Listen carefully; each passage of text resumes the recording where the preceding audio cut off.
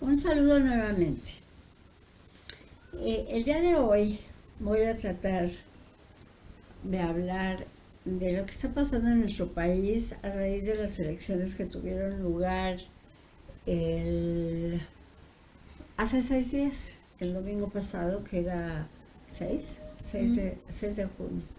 Ay, igual que el año... No, ¿sería? Pues hoy No, estamos era 5, 4. 8, 7, 5. Ay, yo siempre con mis exactitudes. Bueno, les voy a recordar un poco que la intención de este conversatorio y de este canal es informar de lo que es nuestro país, informar de todo lo de positivo que tiene México y de lo que casi nadie y casi nunca se habla. Pero lamentablemente, con lo que pasó precisamente con las elecciones del domingo pasado, pues siento que tengo que hablar de lo que está pasando en México, no tanto como para informar de lo positivo, sino todo lo contrario.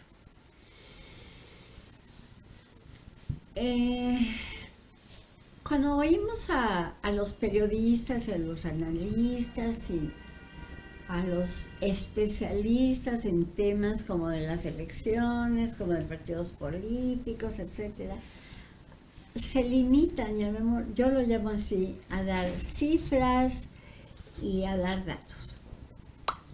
Pero creo que merece un poco la pena hacer un análisis un poco más profundo tal vez, o diferente, llamémosle así, y sería tomar en consideración otros parámetros. Y cuando digo parámetros, explico el término porque luego usamos términos que no se entienden. Parámetros es como diferentes puntos de vista o diferentes elementos para medir o para concluir lo que nuestro país está viviendo. Sobre todo desde que Morena y su dirigente, Andrés Manuel López Obrador, ganaron las elecciones en julio del 2018. Aquí tengo, ya saben, mi acordeón. Voy a empezar a hablar por lo que ha pasado con la oposición desde el 2018. Una oposición que obviamente está formado por partidos políticos contrarios a Morena y que en vez de tomar en cuenta que perdieron, que dejaron de tener la importancia y el poder que tenían, y ponerse las pilas y empezar a trabajar, ya no digamos elecciones o no, sino por el bien del país, a lo único que se han dedicado y abocado es a analizar lo mal que están haciendo los de Morena, sobre todo lo que está haciendo mal López Obrador, y a enunciarlo, enlistarlo. Enlistan que si la salud la destruyó el sistema de salud, que si la inseguridad está verdaderamente totalmente apoderada del país, que si esto, que si lo otro. Ok, pues eso ya lo sabemos. O sea, lo repiten y lo repiten para confirmar y para hacerle publicidad al señor López Obrador al estar precisamente hablando tanto del asunto. Porque bueno, perdón.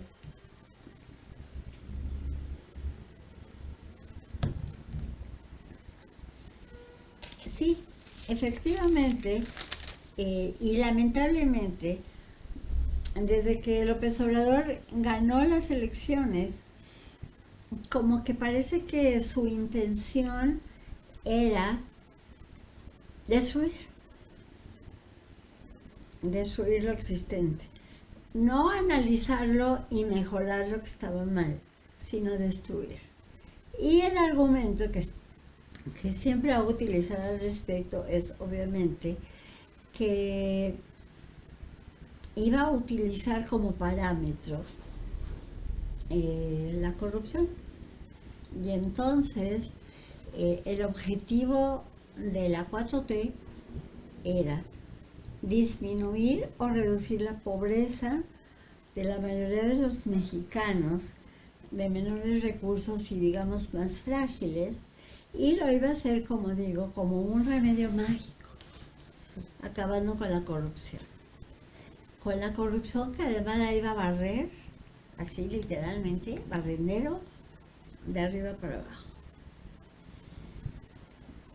Así lo dijo, y entonces también aseveraba de que al hacer eso iba a lograr dejar de lado el sistema neoliberal, porque según él es el culpable de todo lo malo que le pasa a México, y por eso cuando él llegó a la presidencia, México según él estaba en ruinas, estaba en quiebra, y todo se debía al sistema neoliberal, pero además acusando sin pruebas, porque él todo lo que lo atacan dice que me muestre, que me presenten pruebas. Bueno, pues igualmente, caballero, que presente pruebas de que la clase media no es aspiracionista, sino que quiere vivir mejor. Y eso no tiene que ver con un sistema neoliberal, socialista, de derecha, de izquierda. Eso tiene que ver con que, ¿por qué no el ser humano puede desear vivir bien? ¿Por qué no? Pero bueno. Entonces, estaba yo como diciéndoles que para lograr todo eso que prometía, empezó por crear sus programas sociales. Y esos programas sociales consisten en otorgar beneficios económicos, que yo llamo simple y sencillamente dar dinero. Entonces está el programa de las personas de la tercera edad, está el programa de los ninis, que es ni trabajan ni estudian, y él decidió, sin hacer un análisis del por qué, sin hacer un análisis de a quiénes apoyar, decidió darles una beca inclusive mayor a los estudiantes de la prepa, y además que iban a quedar insertados en determinadas empresas para que fueran capacitados en algún oficio. Y también había las becas para los estudiantes de preparatoria, luego se les dio una pequeña cantidad a los chicos de la primaria, y tenía también esos programas famosísimos de los que habla y habla y habla, que se llama, por ejemplo, Sembrando Vida y Jóvenes Construyendo el Futuro. Precisamente hablando de estos dos últimos, me fui a investigar, porque todos estos programas que él presume que son programas sociales de su originalidad, forman parte de nuestra Constitución. Son leyes que obligan a cualquiera que sea el gobernante a dar esos beneficios económicos a estas personas.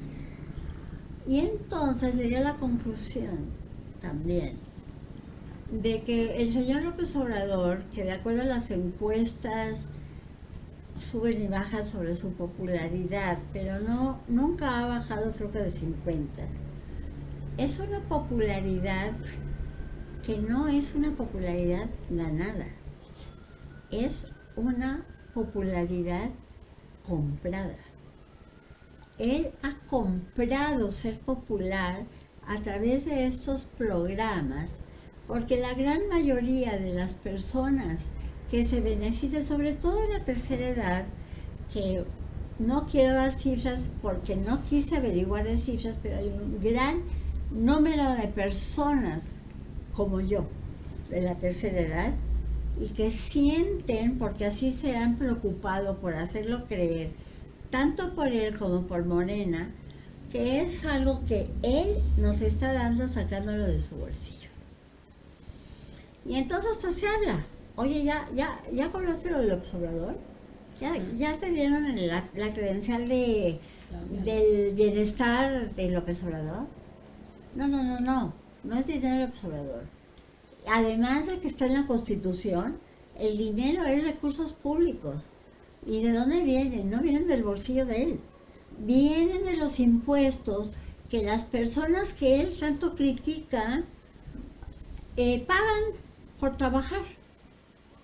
Y entonces también el señor se ha dedicado, además de todo eso de las becas, etcétera, ha creado programas nuevos como el que mencionó la vez pasada, ¿cómo se llama? Erika, con respecto a las mujeres madres solteras para que tengan una cantidad de X al mes, con una aportación para infraestructura o para qué sé yo. Y lamentablemente estos recursos de los que hablan, en lo que se refiere a las elecciones, también son compradas. Entonces, esto quiere decir que con lo que pasó el domingo, de que si ganaron o si no ganaron los de la oposición, porque si se quedaron con 2 estados la oposición, parece que están hablando en partidos de fútbol, ¿no? Y entonces el señor es el árbitro, porque unos apostaron que iban a quedar 6-0 y otros no, 4-2, y en fin. No, señores, estamos hablando de cosas mucho más serias. Y es el futuro de nuestro país. Y es el futuro de seres humanos que van a votar porque se les da dinero, porque compran su voto con despensas. Yo las vi. De este tamaño, bolsas que dicen Morena, que lo que destaca es un billete de 50 pesos y que traen 1 kilo de arroz, 1 kilo de frijoles, etcétera. O bien son acarreados y les dan una torta y les dan un refresco, o bien son amenazados.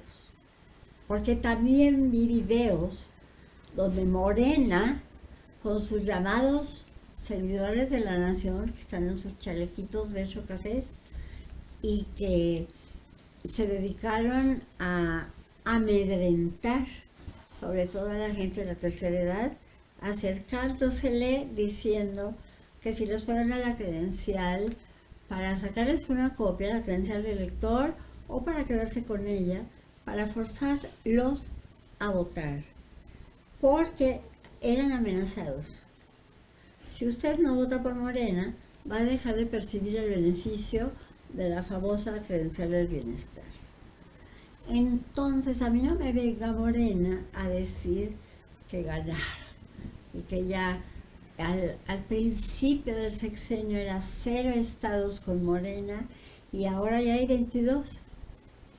Y si la oposición sigue dormida, ¿sí?, pues va a haber 32, que son los 32 estados que conforman este país.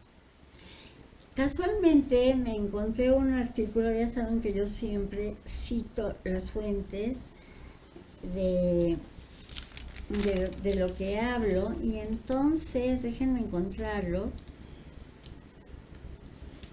Hablando de la oposición, un periodista del Excelsior que se llama Francisco Garfias y que escribe, creo que de lunes a sábado, decía en su artículo del Excelsior: el factor AMLO y el 24, refiriéndose al año 2024, dijo, repito, la oposición no tiene programas, no tiene candidatos que emocionen, no tienen ni identidad ni mensajes que conecten a la oposición con el votante. Tienen toda la razón. Tienen toda la razón. Como López Obrador siempre ha dado la imagen de que es honesto, y como la gente que lo sigue han tratado de convencer a la gente de que son honestos, se va la gente con la finta de que efectivamente lo son, Y además porque se han encargado, y eso durante 18 años, de las campañas eternas de López Obrador, de que los partidos son corruptos, ¿no?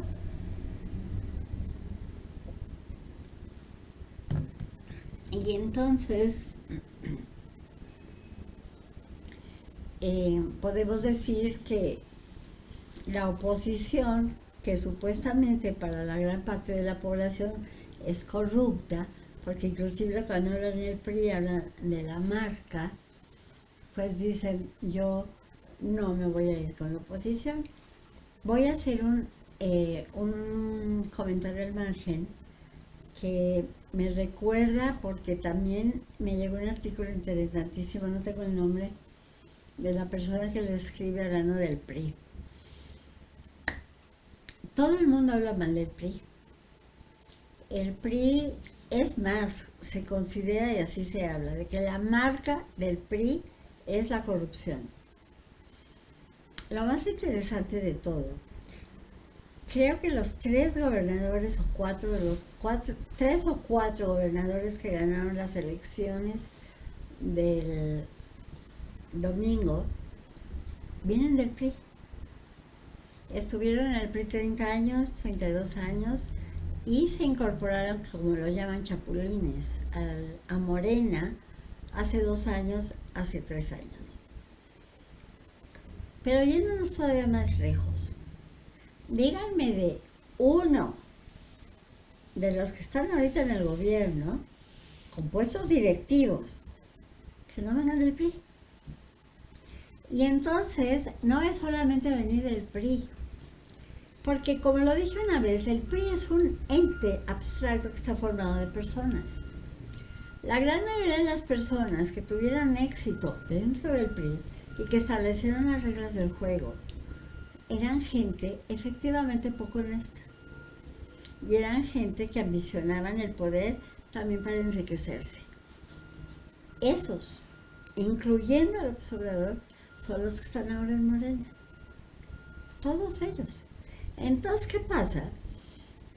Que están, alguien dijo que era el nuevo PRI, porque son los que antes estaban en el PRI, los de Morena son lo que ahora podemos llamar el nuevo PRI, porque están aplicando exactamente las mismas mañas, las mismas deshonestidades y las mismas faltas de respeto a las personas que están votando por ellos. Y entonces, hablando de todo esto, y pensando también en la oposición, en que la oposición tiene dirigentes verdaderamente patéticos, desde mi personal punto de vista, porque un alito, que le llaman así a Alejandra, es que es un así alito, cochinadita, porque todo lo que ha hecho es cochinadas. O bien un Marco Cortés, que es el presidente del PAN, y que antes de las elecciones, o sea, todavía niegan el cuate ya. Se dio por vencido y dijo, si acaso vamos a ganar una.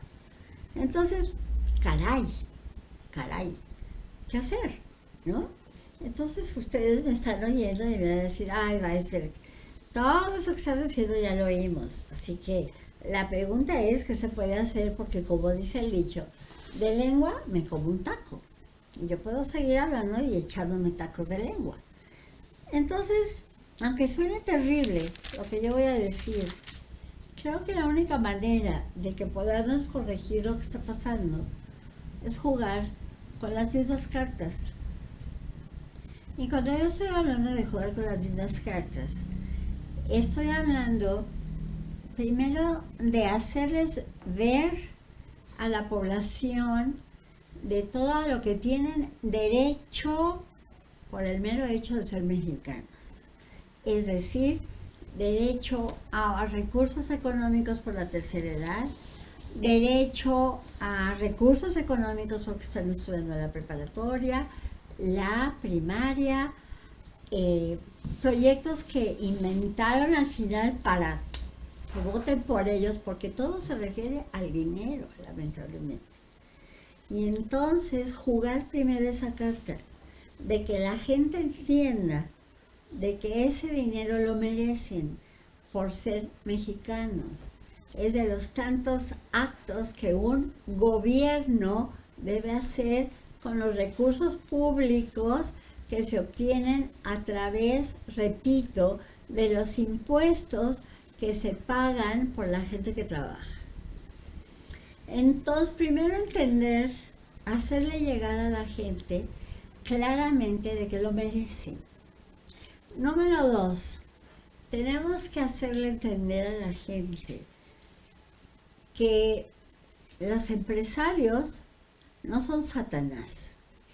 Se nos ha hecho creer, bueno, a mí no, pero se les ha hecho creer a aquellos que siguen en forma ciega a lo que dice Morena y López Obrador, que los empresarios son los enemigos de la gente con menos recursos. No es así.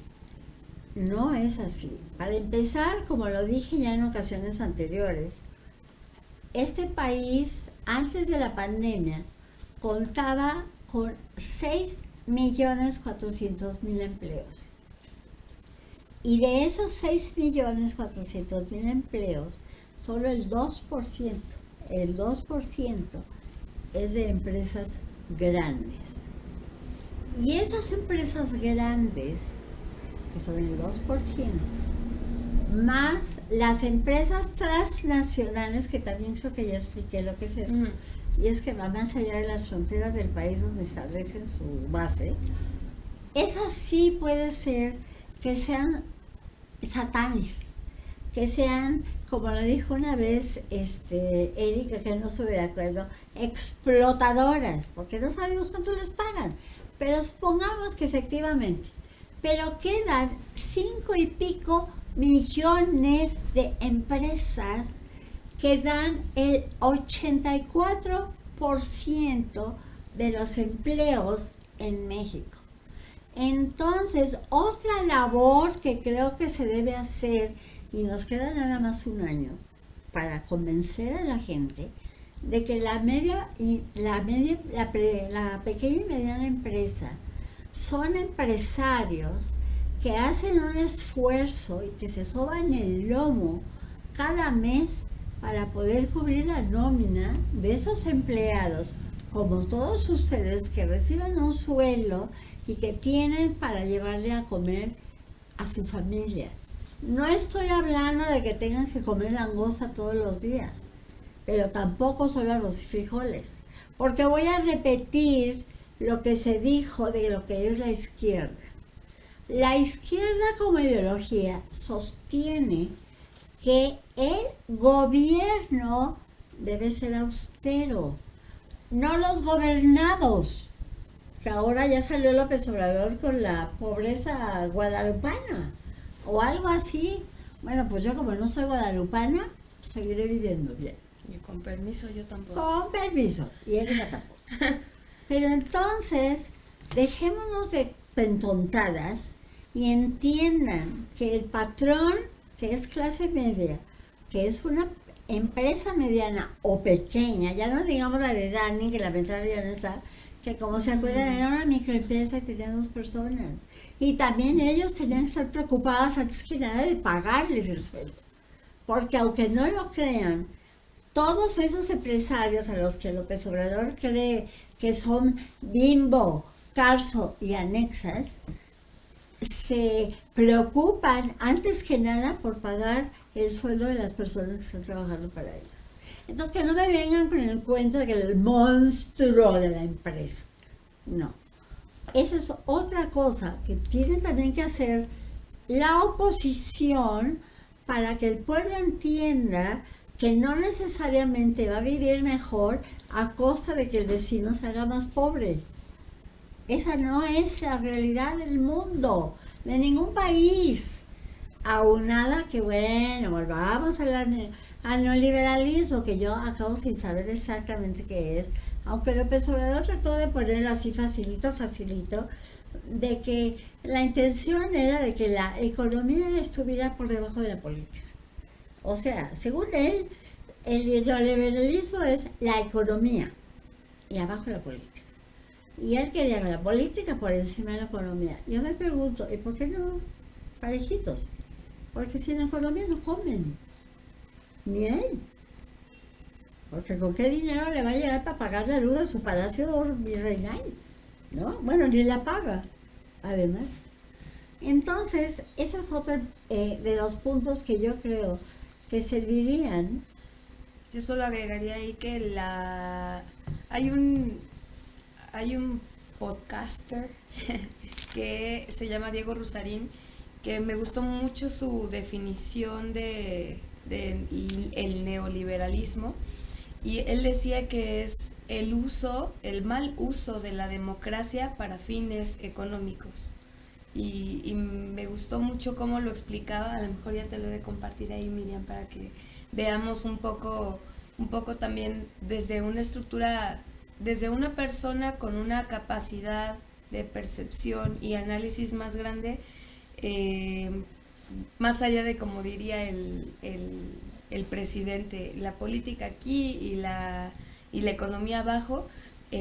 Checar ahí diferentes fuentes que nos podrían servir como para decir, bueno, neoliberalismo es esto, es el mal uso de la democracia para lograr fines económicos o geopolíticos.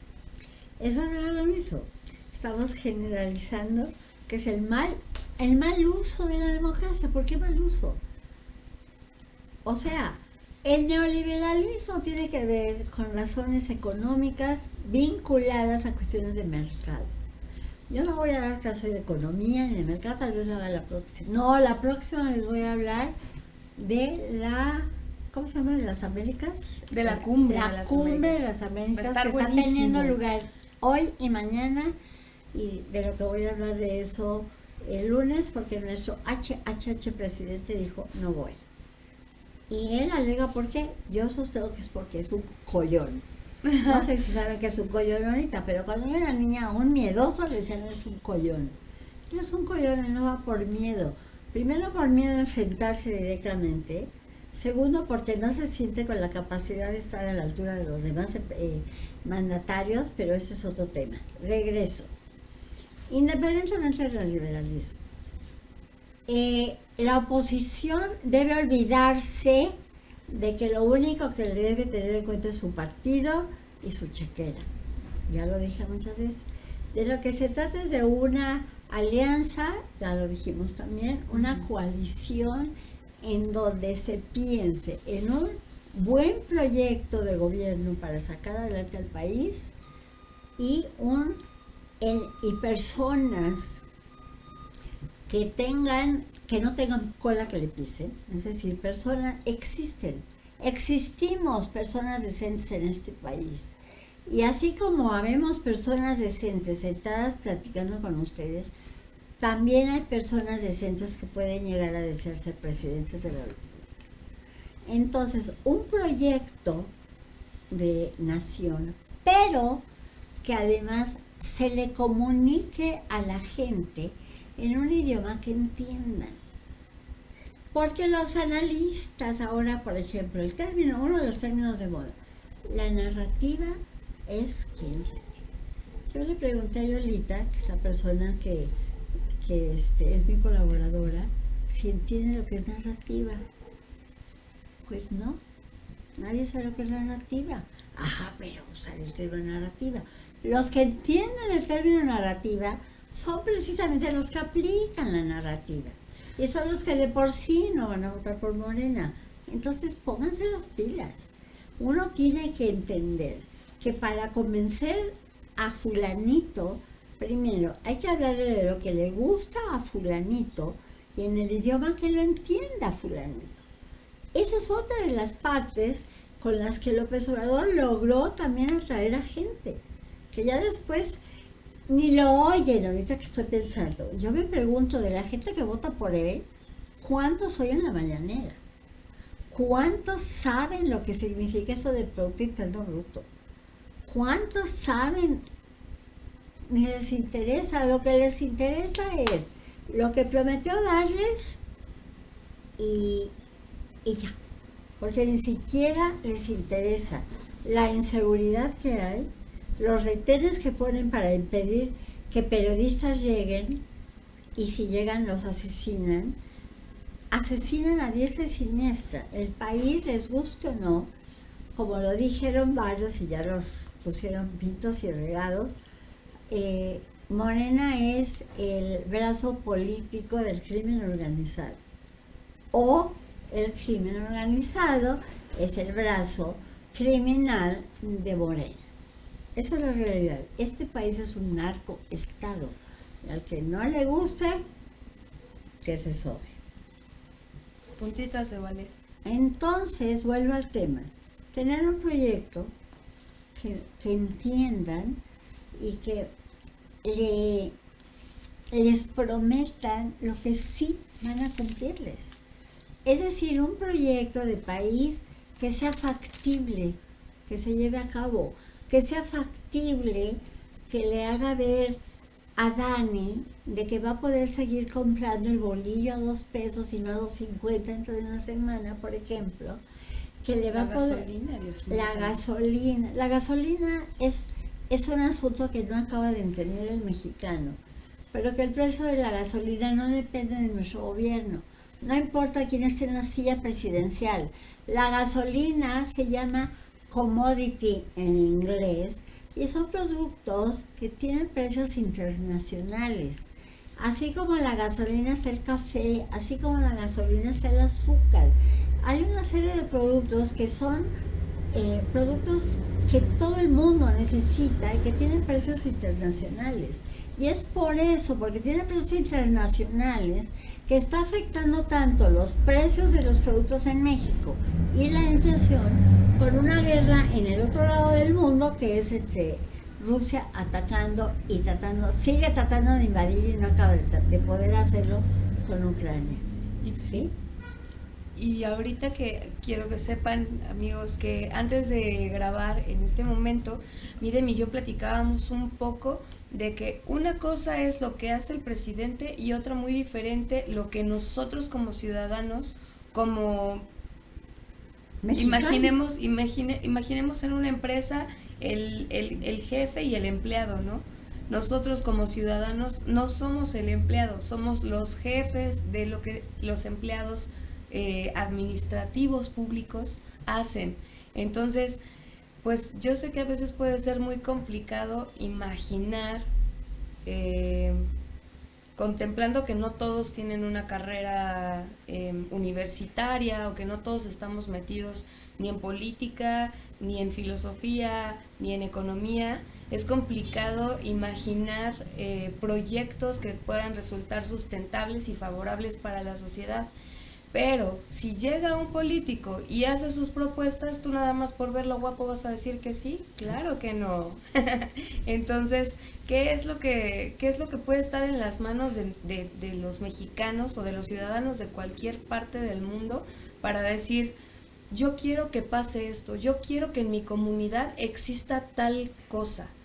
Ya una vez que tenemos eso plasmado, cuando llegue el político y tenga la idea que tú estás imaginando, decir, voy con él, porque no importa de qué partido sea, siempre y cuando la propuesta que está diciendo, 1, la cumpla, y 2, vaya con tus ideales, ¿no? Ya me cayó la boca, yo qué digo. Yo qué digo.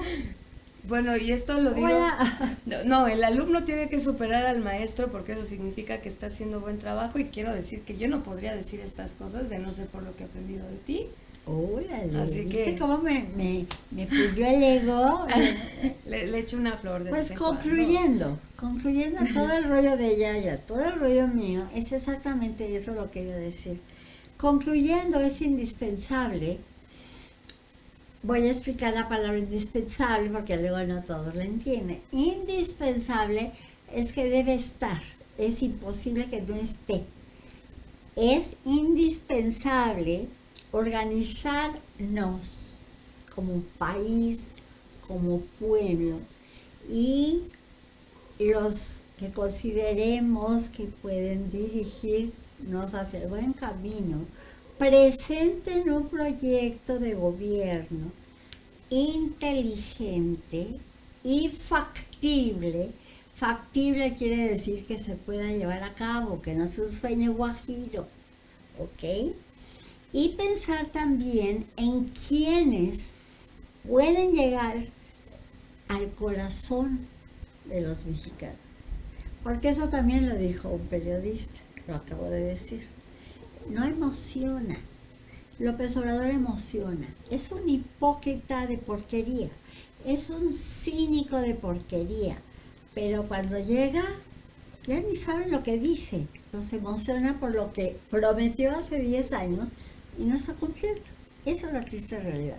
Entonces necesita gente que le llegue al corazón, a la gente que los emocione, que le llegue a los sentimientos más que al cerebro. Porque el votar por una persona básicamente tiene que ver con confianza. Y la confianza es un sentimiento, no es un razonamiento. Entonces llega una persona que te va a convencer de que es decente, de que va a hacer las cosas para tu bien. Y en ese momento espero que aparezca la corcholata adecuada como para que nos lleve por el rumbo correcto para que el país salga adelante. Y cuando me refiero a corcholata, me voy a hacer mi propio anuncio. No dije todas, pero como ya soy tan influenciada, ¿qué soy? Influyente. Como yo soy influyente. Entonces también tengo ya se llama canal, o de TikTok. Mi cuenta, mi perfil. Mi patrona. Mi perfil. Plataforma. Mi plataforma de TikTok. Mi plataforma, perfil o whatever. Whatever quiere decir lo que sea, que se llama TikTok. Y hablé de corcholatas de la oposición. No mencioné muchas y a lo mejor ahora los que he estado oyendo a lo mejor ni sabía que existían.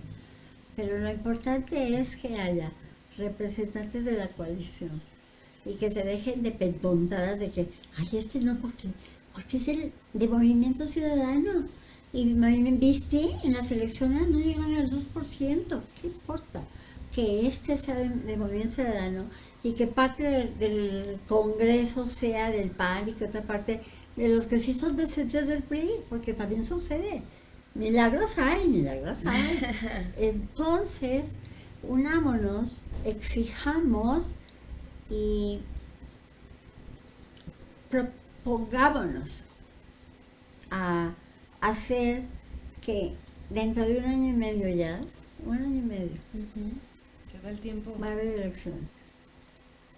Y que esas elecciones nos lleven al buen camino, con líderes correctos. No perfectos, porque eso no existe, pero correctos. Y nada más ya como para terminar, que siempre cambio de tema. La vez pasada hablé, como era el Día del Medio Ambiente,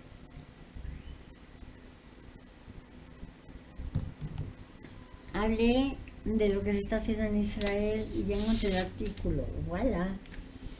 Este artículo salió en el Reforma el 5 de junio y se refiere a lo que en Israel se conoce como agricultura de precisión. Y esta agricultura de precisión está totalmente vinculada con las pretensiones de llegar al 2050 con las tendencias climáticas adecuadas para que el cambio climático no llegue a ser el daño que probablemente haga si no hacemos algo. Aquí está el artículo, lo escribió el agregado comercial de la Embajada de Israel y la palabra que les digo que no me acordaba era esa, agricultura de precisión. O sea, no voy a explicar lo que es precisión, porque ya si no saben lo que es precisión, vayan a seleccionar. Así que Muchas gracias. Eso es mi querida alumna superada. Muchísimas gracias y sigan viendo sus videos que son para todos. No se olviden compartir y de mandarnos comentarios si tienen alguna duda, aclaración o comentario. Que nos enriquezcan. Siempre que sea responsable, respetuoso y cordial, nosotros estaremos contentas de estar ahí en contacto con ustedes. Que tengan un excelente fin de semana, disfruten, que el siguiente programa estará buenísimo con las cumbres de las Américas. Hasta entonces. Imagínense hablar contra Biden. Gracias. Abrazos, que Dios Hasta los luego. bendiga. Bye.